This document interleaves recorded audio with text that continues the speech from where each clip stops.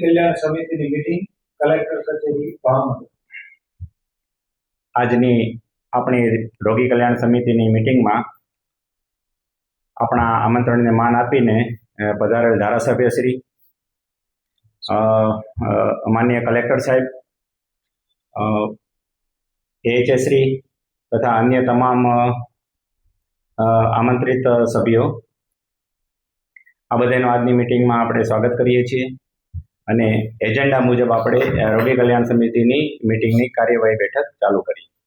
સાહેબ, સૌથી પહેલાં જે અગાઉ જે આપણી મિટિંગ થયેલી હતી એ મિટિંગનો જે એક્શન ટેકન રિપોર્ટ છે એ સામેલ છે સાહેબ.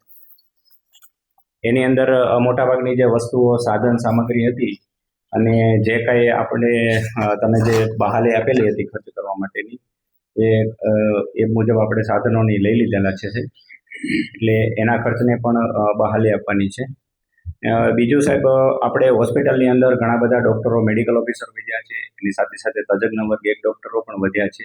એના લીધે એની સાપેક્ષમાં આપણી હોસ્પિટલની અંદર ઓપીડી, આઈપીડી અને હોસ્પિટલની અંદર મેજર ઓપરેશન, માઇનર ઓપરેશન તથા ડિલિવરી, સિઝેરિયન, હિસ્ટેક્ટોમી, આ તમામ સર્જરીનું પ્રમાણ પણ ઘણું વધવા પામેલ છે. એટલે અત્યારે અલગ અલગ વિભાગોમાંથી ઘણી બધી ડિમાન્ડો આવેલી છે અને ડિમાન્ડના અનુસંધાને ઘણા બધા સાધનો એવા છે કે જે જૂના છે અને એને રિપેર થઈ શકે એમ નથી. વારંવાર રિપેર કરવા છતાં પણ રિપેર થઈ શકતા નથી, વારંવાર બગડી જાય છે. એટલે એ સાધનો આપણે નવા ખરીદવા પડે એમ છે. અને આ ઉપરાંત અમુક જે દવાઓ છે, અમુક જે કન્ઝ્યુમેબલ આઇટમો છે એ પણ આપણે ખર્ચ કરવી પડે એવી છે. અને હાલ જે ડિમાન્ડ જોતા હોસ્પિટલની અંદર એક syringe pump, ECG machine, OT light, એ બધું જે ખરીદી કરવી પડે એવી છે. સિરિંજ પંપની અંદાજિત કિંમત 12,000 થી 15,000 રૂપિયા છે. ઇસીજીની અંદાજિત ખર્ચ છે એ 40,000 રૂપિયા છે. અને જે ઓટી લાઇટ છે એ 50,000 થી 60,000 વચ્ચેની છે. તો જો આપની સંમતિ હોય તો આ જે રોગી કલ્યાણ સમિતિના તમામ સભ્યો જો એને સંમતિ આપે તો આપણે ખરીદીની પ્રક્રિયા માટે હોસ્પિટલ તરફથી આગળ વધીએ. ખૂબ સરસ. આદરણીય ધારાસભ્ય સાહેબ, સીડીએમઓ સાહેબ અને સૌ સભ્યો, આપે જે કામગીરી બતાવી એ ખૂબ સરાહનીય છે. અને પબ્લિક હેલ્થ સેક્ટરમાં આપણી હોસ્પિટલમાં દર્દીઓ વધ્યા છે, નવા ડૉક્ટરો આવ્યા છે, ડિલિવરી રેટ વધ્યો છે, એ સરાહનીય છે, એને આવકારું. હવે આપે જે વિવિધ ચર્ચા કરી અને મશીન, ઇસીજી મશીનની વાત કરી, ઓપરેશન થિયેટરના લાઇટનો ઇસ્યુ છે, તો એનો એક અંદાજિત તમે ભાવ મગાવી લો. એ આપે કહ્યું એ પ્રમાણે કેટલામાં આવે છે અને એ એએચએસસી આપ પણ જોઈ લો કે ઇસીજી મશીન અને ઓટી લાઇટમાં શું કિંમત આવે છે. તો આ જે ઇસીજી મશીનની જરૂરિયાત છે અને ઓપરેશન થિયેટરમાં જે લાઇટ બગડી ગયેલ છે એ અંદાજે કેટલી કિંમતની આવશે? સાહેબ, એમાં ઇસીજી મશીનનો જે અંદાજિત કિંમત છે એ સાહેબ 40,000 રૂપિયાની છે અને જે ઓટી લાઇટ છે એ 55,000 થી 60,000 રૂપિયાની આવે છે. અને જે સિરિંજ પંપ ને એ બીજું જે કન્ઝ્યુમેબલ છે એ બધી 25,000 થી નીચે આવી જાય છે. બરાબર છે. ઇસીજી મશીન કાર્ડિયાક પેશન્ટ માટે, તમારા જે દર્દીઓ હોય છે હૃદય રોગને લગતા, એના માટે જરૂરી છે. ઓપરેશન થિયેટરની લાઇટ પણ અગત્યની બાબત છે.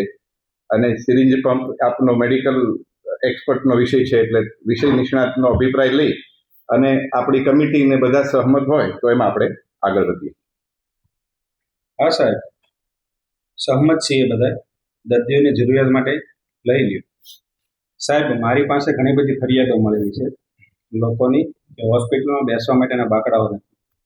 એ સુવિધા વધારવા માટે આપણે રોગી કલ્યાણ સમિતિમાંથી જો બાકડા લઈ શકીએ એમ તો લઈએ. હા, બિલકુલ સાહેબ, એ આપણે મુદ્દામાં લીધેલું જ છે ઓલરેડી. અને સાહેબ, એ આપણે છે ને એનો અંદાજિત એસ્ટિમેશન પણ કઢાવેલો છે.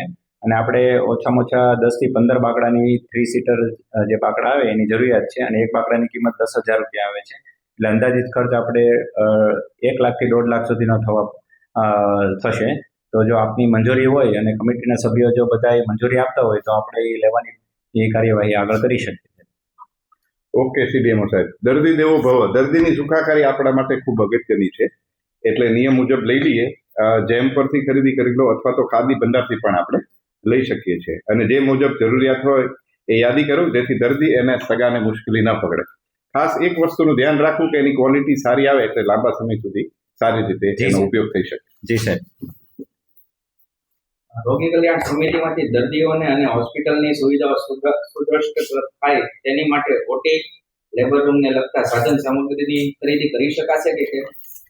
હા, બિલકુલ. એ તો દર્દીની સુખાકારી વધારવા માટે અથવા તો હોસ્પિટલની અંદર અન્ય આપણે દર્દીઓની સેવા વધારવા માટે એ ખર્ચો કરી શકાશે. આપણે એનો અમે અલગથી લિસ્ટ બનાવી લઈશું અને માન્ય કલેક્ટર સાહેબના જે અધ્યક્ષતાની એની પ્રાયર મંજૂરી લઈ અને અમે એનો આગળની જે આપણે રોગી કલ્યાણ સમિતિની બેઠકમાં લઈ અને પછી આપણે કરી શકીશું. આપણે આ રોગી કલ્યાણ સમિતિની દર્દીઓ માટે વેઇટિંગ એરિયામાં સ્ટીલના બાકડા છે, ખુરશીઓ છે, પછી એમની માટે આરોગ્ય વિશે ને બધી આપણે ખ્યાલ આવે એની માટે ટીવી છે, પછી પુસ્તક છે, એવું કંઈ આપણે બનાવી શકીએ રોગી કલ્યાણ સમિતિ? હા, બિલકુલ આપણે બનાવી શકીએ. દર્દીઓની સુખાકારી વધારવા માટે આપણે તમામ પ્રયત્નો કરી શકીએ. આ ઉપરાંત દર્દીઓની જે માનસિક આરોગ્યની સ્થિતિ છે એ પણ વધુ સુદૃઢ થાય અને મજબૂત થાય એના માટે પણ આપણે જે અલગ અલગ જે કંઈ વ્યવસ્થા કરવી પડે એ કરી શકીએ છીએ. આ ઉપરાંત દર્દીને સારું વાંચન મળી રહે એના માટે આપણે જે લાઇબ્રેરી છે એ પણ આપણે વિકસાવી શકીએ. આ સિવાય રોગી કલ્યાણ સમિતિ અંતર્ગત સરકારી હોસ્પિટલમાં પડતર જગ્યા પર મેડિકલ સ્ટોર અથવા કેન્ટીન જેવી અન્ય જગ્યા ભાડે આપણે આપી શકાશે? એ રોગી કલ્યાણ સમિતિના સાહેબ આપણે રોગી કલ્યાણ સમિતિના જે તમામ સભ્યો જો સર્વાનુમતે આપણે ભલામણ કરતા હોય તો આપણે રોગી કલ્યાણ સમિતિમાં નવો આવકનો સ્ત્રોત એક ઊભો કરી શકાય વિથ આપની પરમિશન સાથે અને અન્ય તમામ જે આમંત્રિત સભ્યો છે એ બધાને જો મંજૂરી હોય તો કરી શકાય. ખૂબ સારું સજેશન છે, ચોક્કસથી લઈએ. સાહેબ આપણે હોસ્પિટલમાં રોગી કલ્યાણ સમિતિમાંથી દર્દીઓ માટે બીજો કયો ખર્ચ આપણે કરી શકીએ? હોસ્પિટલમાંથી આપણે રોગી કલ્યાણ સમિતિની અંદર દવાઓનો ખર્ચ કરી શકીએ અને કોઈ ઇમરજન્સી દવાઓ માનો કે જરૂર પડી તો આપણે એનો તાત્કાલિક ખર્ચ કરી શકીએ. આ ઉપરાંત દર્દીની સુખાકારી વધારવા માટે હોસ્પિટલની અંદર શુદ્ધ પાણી છે એના માટે આરો ફિલ્ટરની પણ વ્યવસ્થા કરી શકીએ. આ ઉપરાંત એને માટે આપણે નવા પલંગની ખરીદી કરી શકીએ, બેડશીટની ખરીદી કરી શકીએ અને આ ઉપરાંત દર્દીને સારું વાતાવરણ આજુબાજુ મળી રહે એના માટે જે સ્વચ્છતાને લગતા કોઈ બી આપણે ખર્ચ કરવો હોય તો આપણે એની અંદર કરી શકીએ. આ સિવાય રોગી કલ્યાણ સમિતિમાં ઇમરજન્સી સેવા માટે અન્ય ખર્ચ આપણે કરી શકાય કે કેમ? હા, બિલકુલ. આપણે સાહેબ ઇમરજન્સી ખર્ચ માટે આપણે દરેકને સત્તા આપેલી જ છે.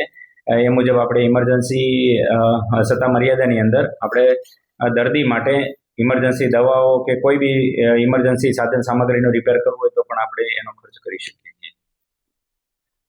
બરાબર છે. તો આ બધા મુદ્દાઓ જોઈ લઈએ, મિનિટાઈઝ કરીએ અને ઠરાવ પણ લઈ લઈએ ઠરાવમાં, અને તમામ હાજર જે સભ્યો છે એની આપણે સહી લઈ લઈએ. કારણ કે તો આ ઠરાવમાં લઈ લેજો બધાની સહી સાથે, અને આ સિવાયના કોઈ બીજા મુદ્દાઓ મિટિંગમાં બાકી ચર્ચા કરવાના રહેતા હોય તો જણાવો. સાહેબ હવે કોઈ બીજા મુદ્દા ચર્ચા કરવાના બાકી નથી રહેતા. આપ સાહેબની જે કંઈ સૂચના હોય તો અધ્યક્ષાની જે આપની જે કંઈ રજૂઆત હોય પ્લીઝ. ઓકે, તો એક બે મુદ્દાઓ છે મિટિંગ પૂર્ણ કરતા પહેલા.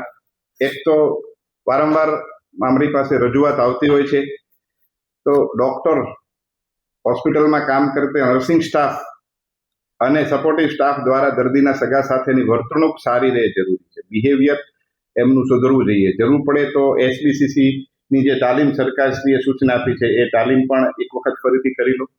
દર્દીઓની હેરાનગતિ ન થાય એટલે ડૉક્ટર અને નર્સિંગ સ્ટાફની ફરજ ઉપર નિયમિતતા જળવાઈ રહે એ સુનિશ્ચિત કરવું. એનું વર્તણૂક અને બિહેવિયર પણ દરેક દર્દીના સગા સાથે સારું હોય, કારણ કે કોઈ મુશ્કેલી હોય ત્યારે આપણી હોસ્પિટલમાં આવે છે, કોઈ શોખથી નથી આવતું. તો માનવીય સંવેદના સાથે આપણે સમજીને એની સાથેનું એની વર્તણૂક સારી રહે એ જરૂરી છે. જરૂર પડે તો SBCCની તાલીમનું પણ ફરીથી આયોજન કરો અને લોકોને શીખવાડીએ. અને એ સાથે એક બીજો પ્રશ્ન પણ ધ્યાનમાં આવ્યો છે કે વિવિધ વિભાગો વચ્ચે સંકલનનો અભાવ છે. લાઈક સર્જરી વિભાગ છે, ઓર્થોપેડિક છે, મેડિસિન છે, પીડિયાટ્રિક્સ છે. તો જ્યારે એક પેશન્ટ અલગ અલગ વિભાગો દ્વારા જોવાતું હોય તો એ પણ એક સરસ રીતે સંકલનમાં કામ થાય, જેથી દર્દીને એનો ફાયદો મળી રહે. એ જ આપણો એક ખાસ ઉદ્દેશ છે. તો આટલા મુદ્દાઓ સાથે આજે આપણે આજની મિટિંગ પૂર્ણ જાહેર કરીએ છીએ. આભાર.